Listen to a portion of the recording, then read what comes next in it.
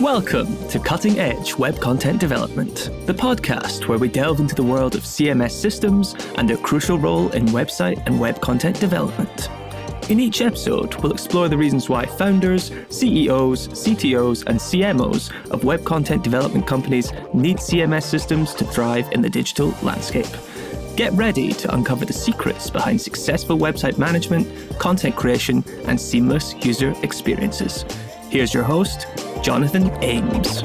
Welcome to Cutting Edge Web Content Development, a podcast by ButterCMS. Here we share insights on the intersection of content and web development and how you can align these two often competing forces to improve efficiency and business results. Joining us on this episode is Will Sigsworth, the Head of SEO Content at Pipedrive. He's here to talk about the balance between new content creation and optimization. Will, welcome to the show. Thanks very much, Jonathan. Pleased to be here. Tell us a little bit about your background and kind of what got you into SEO content and maybe some of your experiences. Cool, sure. So I've now been at Pipedrive for about 5 years. Pipedrive, which is a CRM provider for salespeople, marketers, and business owners as well.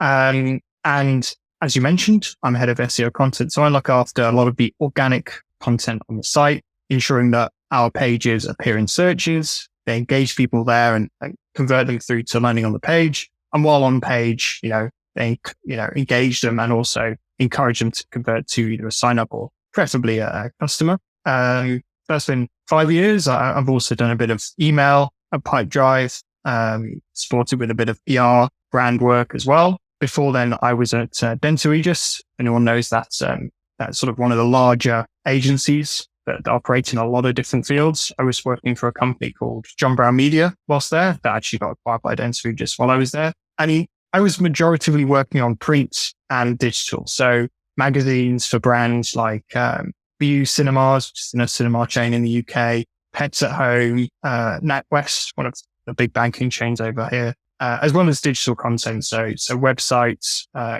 for companies in football, in insurance, and focusing on SEO content for those websites, but also content that would engage people on social media.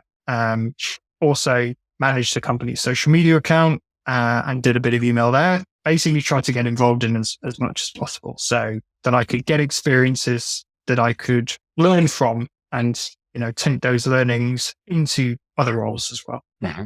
Yeah, you've had a diverse set of experiences across your career. And I find this with most SEO experts who've been around for a while. They didn't start off in SEO because it didn't really exist very much as a practice back then. And so people kind of evolved into it. So tell us about your motivations. What made you excited about getting into SEO content and kind of what have been some of your big accomplishments in SEO? Sure. So when I got into SEO, it definitely felt like the only game in town when it came to content. And I've always been as much a writer as I've been, interested in the data side of things. So having this whole sort of system by which you could understand how your content is likely to perform, what sort of content you should be writing, I've just found really compelling. I wasn't doing SEO initially at my previous company, but I was the first to do it whilst there, working with another of the Aegis umbrella brands, iProspect. We were doing the sort of on-page stuff. They were doing the outreach stuff. So already there, I understood that there's so much scope for, 3 little letters essentially to compel people to engage with your brand essentially. And yeah, it just grew from there, moved to Pipedrive, where we have already had a strong system by which we would create content, to, drive people to engage with our company. And that was primarily through a blog, but at Pipedrive, because of the success that we've had and because of, the way that the company has grown, we've moved into, as a team, I should say, we've moved into, working on the landing pages, the product pages, the homepage, the subdomains, anything really that is discoverable, SEO needs to be involved in, right?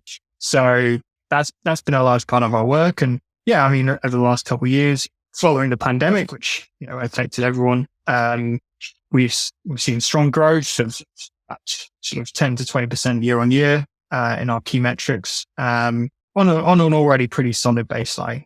So yeah, pretty happy with that. And that's been primarily through, which we're going to talk about today, that finding that balance between optimization, create new content. And it's not easy. I mean, CRM is a very crowded space, very much like CMS that I work in. There's a lot of big players out there, and like Salesforces that are competing events. So if you're getting that kind of growth in Pipedrive, you're doing some good work there. So let's get to this idea of the strategy of a content audit. First of all, what is a content audit, and why should people be thinking about doing one? Sure. So a content audit is essentially just a way to understand how your website currently performs. And I say your website, not just the content, because when it comes to SEO, there's a lot that goes into it. Your imagery, your architecture, your linking, not just the content. There's a lot of things that go into how your website is read by Google bots and then how they decide to rank it. And obviously, other search engines are available. So an audit is so important because it gives you that benchmark, and often it can give you a whole sort of year-long or couple of years long strategy from one audit if you run it right. And of course, you should always continue to iterate and test and react to how the algorithms are changing how your content is performing and what sort of content will perform. But if you're auditing your content on a regular basis, and I'm not necessarily talking about, 'cause I don't hold much trusting external audits. If you're looking for a large full-scale strategy, really it should be internal. And there's a place for external, and I'll talk about it shortly. But if you've got the tools, and the tools are very, they're easy to come by, and you've got the processes, an audit could basically set you up for an SEO strategy for the year or it's not more. Excellent. So let's say someone decides this is a good strategy to follow. They want to do a content audit internally of their site. How do you identify in a content audit the areas that need optimization? So I'm going to talk a bit about tools here, and other tools are available. I'll just talk about the things I use. So we use SEMrush. There are some, great free tools out there, like people also asked, Google Search Console, of course. So essentially, the first thing to do is to look at what you're ranking for. So if you can see what keywords you have on your page, what their search volume is, what page you're on, already that gives you a pretty good idea of where to start. The next thing to do, you've mentioned, sort of like competitors there. And yeah, it is a very competitive space. So look at what your competitors are doing. And this is a bit of an advantage in my space because, I would argue that HubSpot in many ways were the originators of a lot of the big sort of B2B SaaS strategies across SEO that perform. And obviously you don't want to just copy what they do, but get an understanding of what they're doing, what keywords they're ranking for that you're not necessarily ranking for, that are relevant to your content, and see how you can optimize for them. I mentioned, people also asked earlier, the next thing to do is sort of try to look at the keywords outside of that remit. So you've got what your competitors are ranking for, you've got what you're ranking for, but what makes logical sense beyond that? And as I said, you can use tools, but for example, if you're ranking for, vegan bakery as a search term, you see one of your pages is ranking for that. Maybe it's worth doing a vegan muffin recipe page, or obviously recipe pages, maybe not at the moment with Google's changes to the algorithm, but think about the relevant keywords to the ones that you're already ranking for, and start from there. Of course, I'll go into this a little bit later on, but how do you then decide, this is actually a great point at which finding that balance between prioritization and you can be very useful in your audit, because if you're looking for these keywords, you've seen what you rank for, you see where the opportunities are to improve things. That's where your optimizations are. But then you see what your competitors are ranking for that you're not targeting. Maybe you're targeting it with similar pages and you could optimize there. Maybe you want new pages. And then you look at the keywords that you're not anywhere near, but are relevant and interesting to your audience and have the right intent. That's your new production. So an audit could give you a good idea of where to focus your time. And it's always very important to base that on what your business goals are. So it's very easy as an SEO to get stuck in the numbers because it's such a broad number of metrics that you can look at. And pretty much the possibilities are endless, right? You complete cannibalization audit you correct all the cannibalization opportunities there. And then, oh, wait a minute, there's some cross-linking opportunities to do, or there's some meta descriptions to rewrite. There's always something next on the table, right? So it's very easy to get stuck into that. It's important that when you're looking at whether to optimize or prioritize you think about what you want from that content. In our case, it's revenue-based. So as much as we're looking at the keywords, we're also looking at how the page is performing. So a good audit to do as well, if you're at a later stage and you understand those metrics well and how your pages perform for those metrics, it's to say, okay, well, what sort of pages are working for us? How can we replicate that performance? Is there any way we can improve that performance? So say you're a, content website, let's say, so completely the other end of the revenue side of things. And your numbers come from visits, time on page, bounce rate. Obviously you've got ads on your page, but that's the sort of metrics that are driving things. Look at the pages that are driving, the most number of visits, say, to your page and engaging people for the longest. And then look at the keywords on that page, and then you can see if that's worth optimizing for. So given what you just said, by the way, I love SEMrush. It's a great tool. Somebody looking at all of your content might look at three factors to say, what rises to the top of my list? One, the volume of search for that particular keyword. Two, the keyword difficulty. And if it's lower, obviously a better opportunity there. And third might be kind of maybe the conversion rate of the people that are coming in, the traffic coming to that page. Yeah. And then you use those three to kind of prioritize your list of content at that point into either, which I love, by the way, that you said, new content, let's look at what the other guys are doing that we're not doing. And then, content audit, let's look at our existing content, what's performing, and then where are there, places where it's converting well, and maybe there's lower competitive rank, and we can do a few things to boost ourselves there. Exactly. Is that a good summary of what you're saying? That's a perfect, put it in much better words than I could, John. Thank you. The other sort of maybe fourth element that we definitely take into consideration is your own processes. Not every page is as easy to produce as others. So if you've got, a page that you can turn around in a couple of days, and it's going to get you, 2 or 3 new customers, and then you've got another page that, it's going to get you 10 customers, but it's going to take 2 weeks to turn around. Maybe you want to focus on the shorter process where you can get quick wins. And quick wins are very important, especially in the world of SEO, because SEO, as we all know, takes time to start, bumping up the numbers. It's always changing. By the time you've reacted to the last change, you're too late. But quick wins, and that's a project that we saw some success with last year, especially finding ways to just tweak pages, quick optimizations, focus on pages where you have more control, and you can turn them around more quickly. That's a key way to prioritize as well. And as I mentioned, it all goes back to your business goals. And just as much as SEO changes, your business goals should change as well. And you should be reacting to that. And you can do that with SEO. Yeah.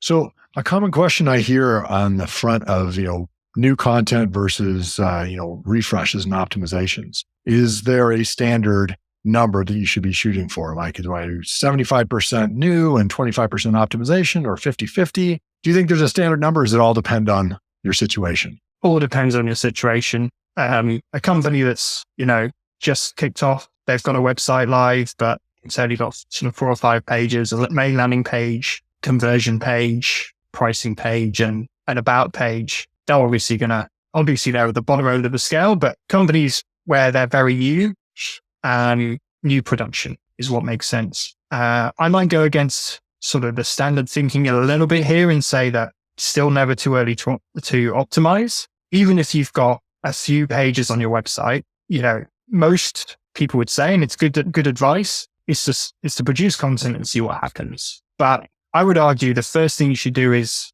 understand the content you have and see how to, if there's an opportunity to optimize, even if you're, but if you're not ranking for something, then how can you create new pages that will assist that pillar page? Because the first few pages on your website, they're more likely to be the most important, right? That's going to be your product page, your about page, the things that tell potential customers what you do. So even though in that early stage, you should be focusing on optimization, on production, and creating new, optimization still shouldn't be far from your mind. And it should remain not far from your mind because you produce 50 new pages, all of them SEO focused. It's probably time to look at them and see where you can tweak, where you can improve, where the opportunities are.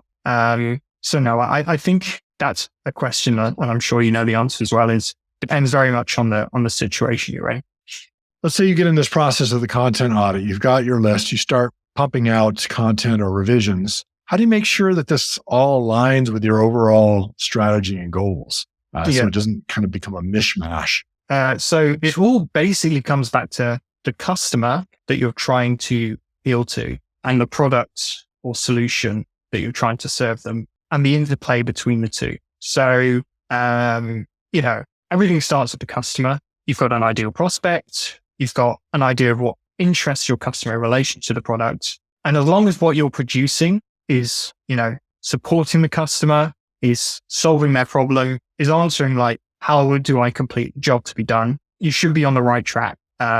So whether it's prioritizing, optimization or new, focus on the customer and the product. And as I mentioned before, just align it with your business goals. And you should be on the right track. It's the key is not to overcomplicate things. Think about what you're trying to achieve and what the customer is trying to achieve, and where the product sits between that.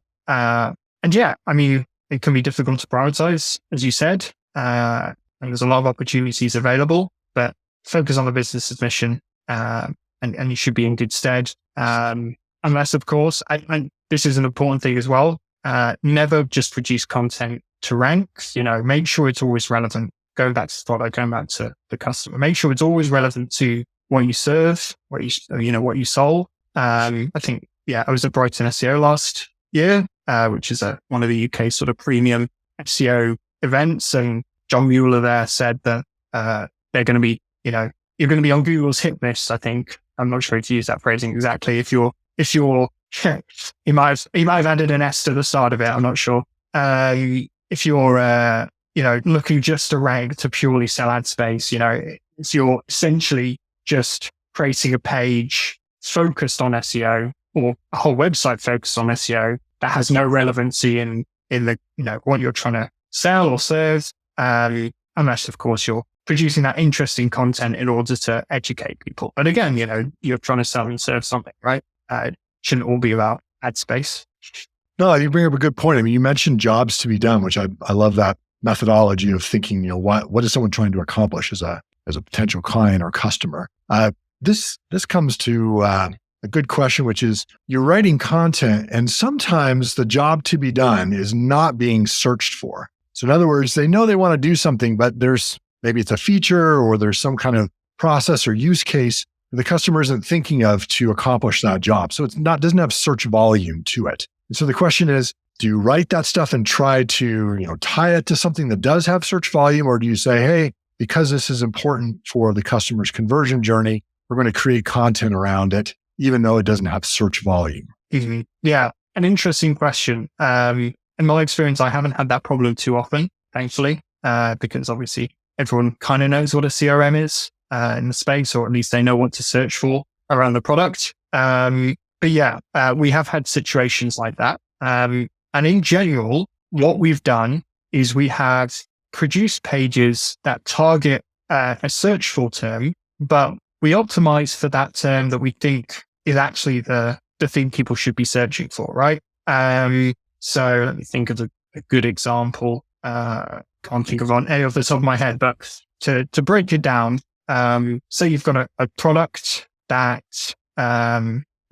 helps people find the perfect Valentine's Day gift. It's like and Valentine's Day gift ideas is the keyword, but actually what you've produced is a much more complicated tool. It's a Valentine's Day gift aggregator that will help people find what they need. And you've got a landing page with the tool and a bit of content surrounding that to drive a bit more awareness. So in that situation, target both as a primary and secondary keyword. Get your primary keyword in there. And then when people land on the page, they'll better understand the tool. And often in that situation, or sometimes in that situation, there's an opportunity to like a bit of pre-brand SEO awareness, if that makes sense. So a lot of times you'll have the opportunity to sort of create your own terminology for what you're producing, which can be very powerful, but only becomes very powerful if you rank for those keywords initially that people are searching for, so that they discover your page. And then that terminology that you've used that you think they should be searching for, that is more relevant to what you're offering, becomes part of the lexicon. And yeah, that's definitely the right way to do it. It's a long burn, but having a sort of a branded term or a phrase, I mean, off the top of my head, like just do it, for example, if you search just do it, Nike will 100% come up, right? But before then, obviously they put a lot of money behind advertising as well. But if you don't have that budget, which, 1 in 10 companies in the world might have, start early with that unique terminology to your company. Make sure it's very visible on page and optimize for the keywords that people are searching for, but also have as a secondary keyword that phrase or term that you think they should be searching for when it comes to your solution. Oh, good advice. So you still need to lure them in with some kind of search phrase that's being searched there, and then you can introduce your new phrase with the idea that you might be able to either drive them into that because they should be looking at it, or maybe even generate search traffic on that new term and just own that. Yeah. So, yeah.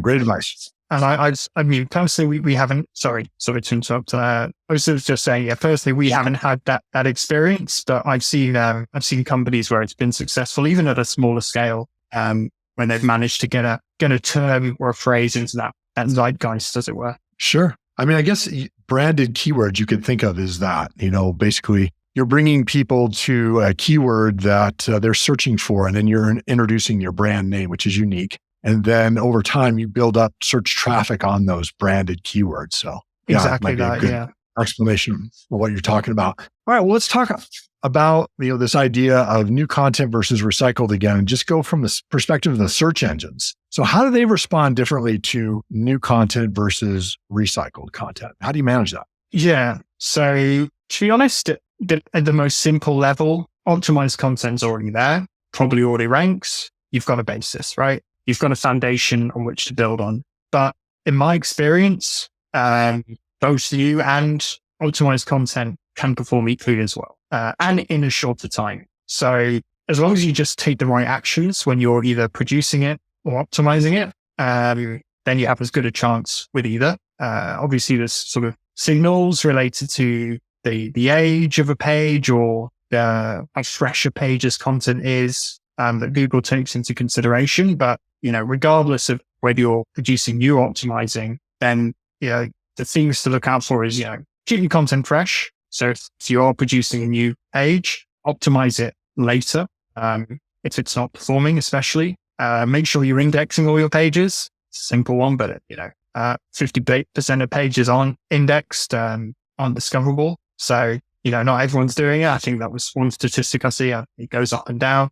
Put it in the right place on your website. So optimizing can sometimes, as well as producing new, can sometimes be about looking at the architecture of your site and understanding exactly where a page should sit, what its parent page should be, what it should link out to, and talking about what it should link out to as well.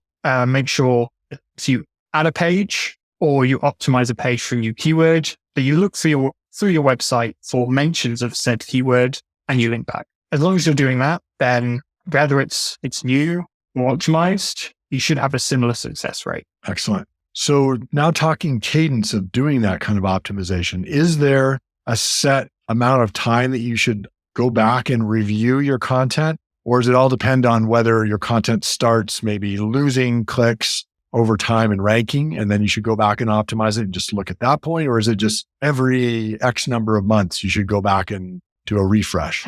What do you think? Yeah. Good question. Timing is a tough one. I think the first thing you said is a very good indicator. Work on the content that has lost performance, when that's search performance or the metrics, business goals performance that's important to you. Go back, optimize them. But you've also got to be patient. Things take a time to rank. If you optimize or you produce new and then 3 weeks later you're back on it, it's probably too early. As a rule of thumb, 2 to 3 months.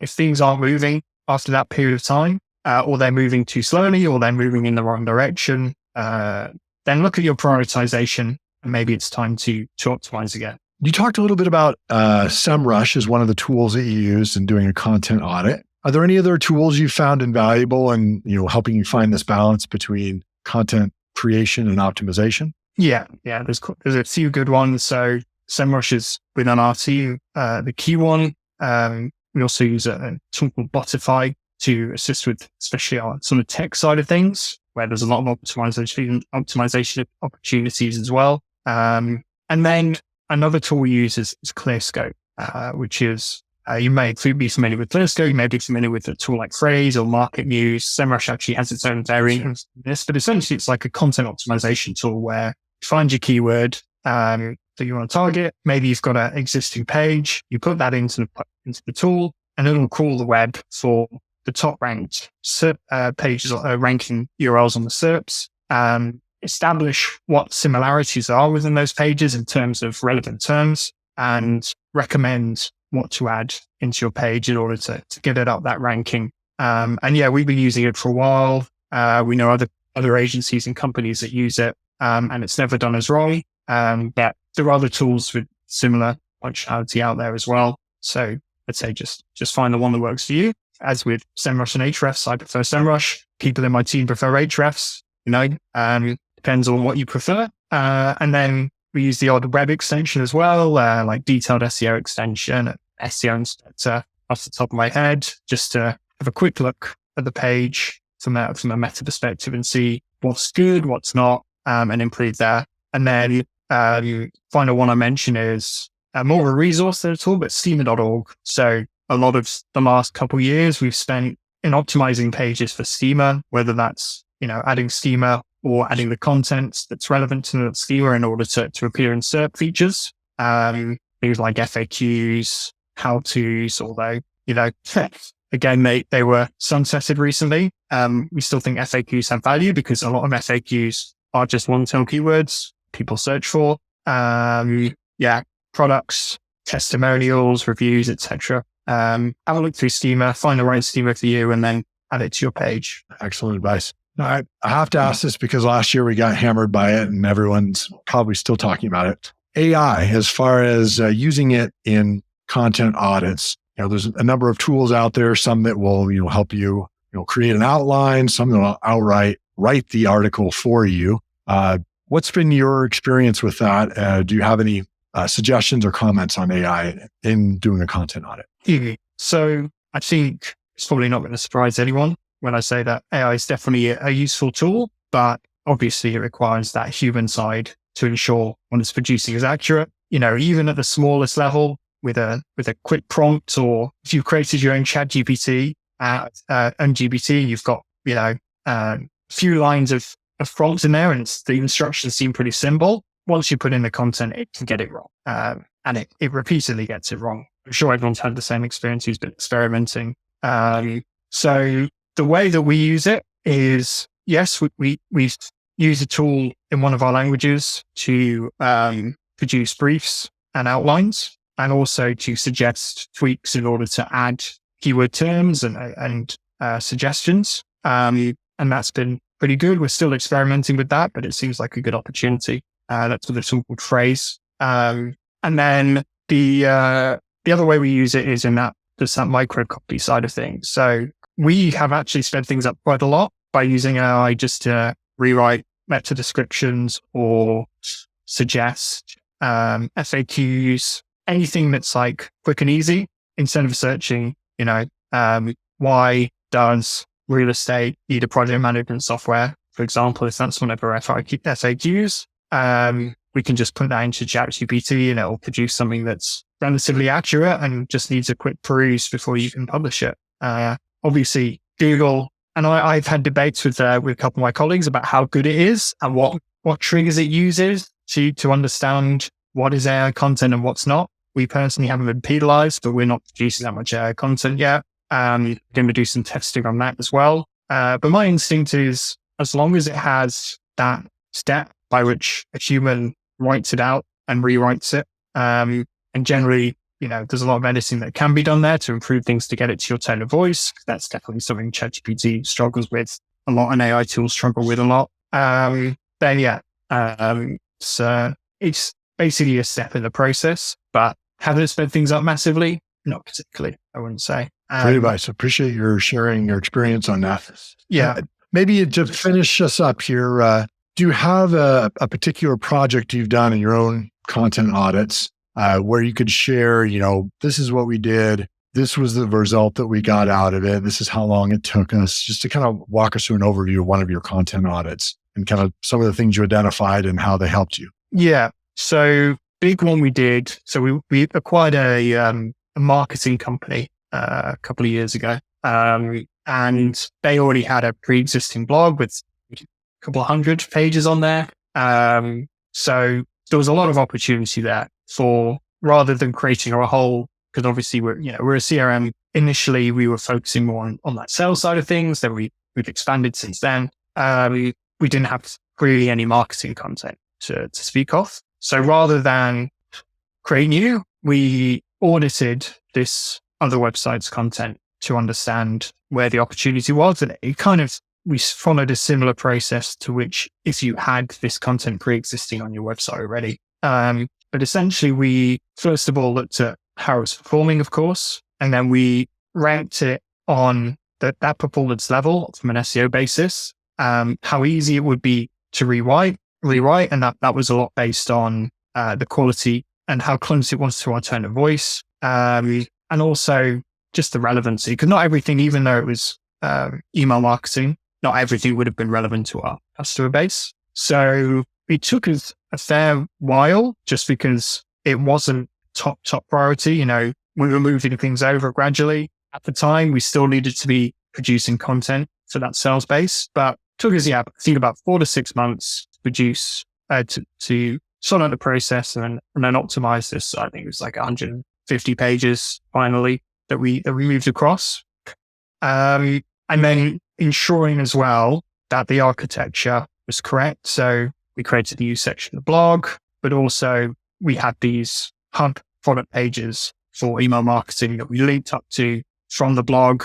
And we produced a few sort of industries and roles and case study pages to be that midpoint between the blog's more awareness focused content, products more conversion focused content to help with that consideration side of things, as it were.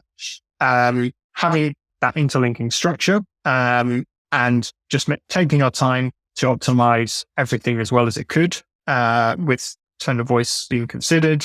As I mentioned before, making sure you're talking about the product that it should be talked about, making sure you're appealing to the customer as they want to be talked to. And then, after that, the whole email marketing side of things, for the keywords we were ranking for, we overtook our main competitors within, I think half a year. For the keywords we specifically targeted. And then for the, landing pages and product pages, they became some of our top revenue performers. So it was a hugely successful process. Not one I'd want to go through again too soon, but a lot of work. It was a lot of sort of 2 steps forward, 1 step back. But patience is key. And as much as, I was saying quick wins are some of the best steps forward, when it comes to these larger projects, don't be too hasty, because if you spend, half the time on something that you should, but it gets a quarter of the rankings, then it's not worth it, or it tanks. Another risk of using AI, although I will say, something I thought about for AI is we're keeping an eye on it. You should always be looking at it and testing it, because it will continuously improve. And if you turn away from it for 1 second, it suddenly might be the best tool in your arsenal, and you just might have forgotten about it because 3 months ago you said, nah, for what we need it for, it's not going to do the job. Right. Yeah. Good points. Well, let me ask a few questions about your career and things you've learned. I ask this of everyone who comes on. If you could go back in a time machine, visit yourself at the very beginning of your career, you learned a few things. What would be the one thing that you'd want to tell yourself, give us a piece of advice? Good question. Can I only choose one? So I think, as I mentioned earlier on, I said yes to a lot of things, but I think what I tell my younger self is don't just say yes, go out and search for those opportunities a bit more. Everything's a learning experience. At that early stage, I'm a decade into my career, which may not seem that long, but 5 years ago, there were far more opportunities for me to go out and learn new skills, gain a better understanding of certain channels and certain marketing methods, or even other parts of the business. So I'd say, don't just say yes, go out and hunt those opportunities down. I never wanted to self-promote that much in my career. I never saw it as really that important a step, but it is very important to learn that skill. So even if you feel like you're more introvert or you're just not interested, I wasn't particularly interested in becoming a face or a name, becoming a marketer. I was sort of myself as like, no, I'm more than that. I'm not just a marketer. I don't want to just present myself as a marketer. It's always worth cultivating that side of things. And I mean, maybe the way things are going, I don't need to be telling young people in the industry that, because they're the best self-promoters out there. They're fully aware of all the social platforms that they can tell their own story on. But yeah, I'd say don't just be someone who's willing to learn. Also be someone who's willing to put themselves out there and connect as well. Yeah.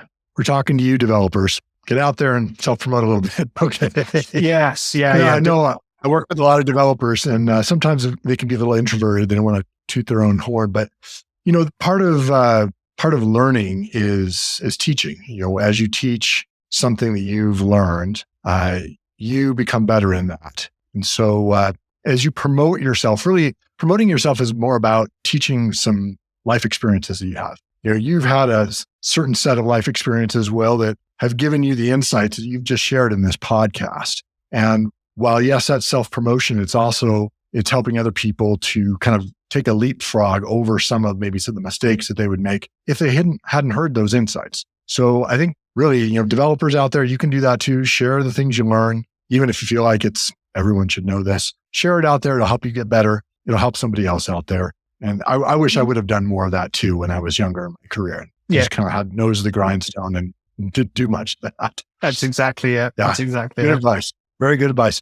Well, tell us, as far as sources of inspiration. Are there any places that you go to find that inspiration? Whether books, you mentioned Brighton SEO, the place you went, podcasts or conferences, maybe, where you find inspiration, new things to learn. Yeah. So Brighton SEO, definitely one. The main SEO periodicals, like Search Engine Journal, is always super helpful. I like to get all the reports from not just our competitors, the tools we use. So SEMrush, their ranking performance report last year was super insightful, because it's, we can't crack the code as to what the algorithm is that the AI that Google uses, that ChatGPT uses, et cetera, But if we're going to understand on a mass data scale what these indicators are, we have some window into that. And that's what sort of SEMrush's reports find it. So yeah, reports. I like downloading a lot of reports,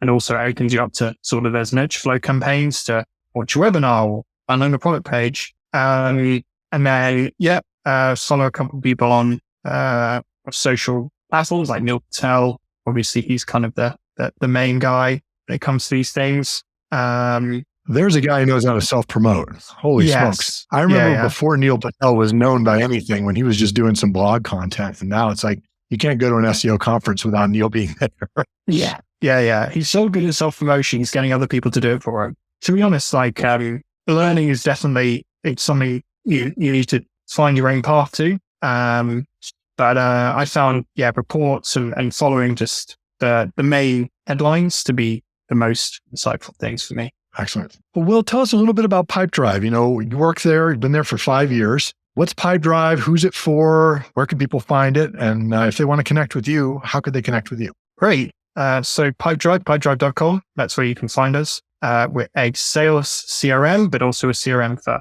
loads of other parts of your business. If you're just starting out, or if you're looking to scale, it's just a really easy to use customizable CRM with, an easy to follow and use pipeline dashboard, reporting, automations, loads of integrations with some of your favorite tools as well, like through Zapier or Facebook or Google.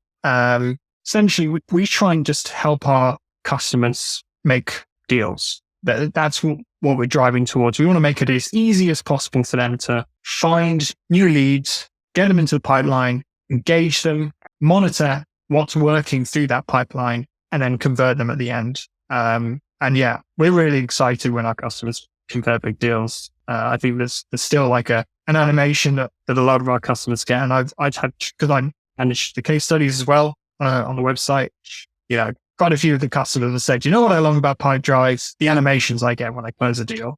So we just want to make that experience as like satisfying as possible for them. Not just the moment itself, but also the build up to it. And personally, I used Pipedrive several years ago, and it is very easy to use. I did enjoy it. Even as someone who was a non-salesman, I thought Pipedrive was easy to use. Thanks. Yeah. It's created for salespeople, by salespeople was one of our early mottos. And yeah, I think, as you said, it's not just salespeople that can benefit from it. Anyone who wants to move things through pipeline in an easiest way, in as easy a way as possible, can benefit from the tool. So pipedrive.com is where they can find you, correct? Correct. And they can find me if they look on LinkedIn, William Sigsworth. You'll probably have my name in the title of the episode, I guess. Yeah. Well, thanks so much, Will. Really appreciate all your insights and you taking the time to share those here. Yeah, it was a pleasure, Jonathan. I hope that I was helpful to at least one of your listeners. And as I said, I'm on a constant search to learn. So reach out if you've got any more advice that you'd like to give me as well. And that's to your followers and listeners. Cutting Edge Web Content Development is brought to you by ButterCMS. To find out how you can build better with Butter, stop wasting dev time, and free your marketers from your legacy CMS, visit ButterCMS.com. Also, make sure to search for Cutting Edge Web Content Development in Apple Podcasts, Spotify, and Google Podcasts, or anywhere else podcasts are found.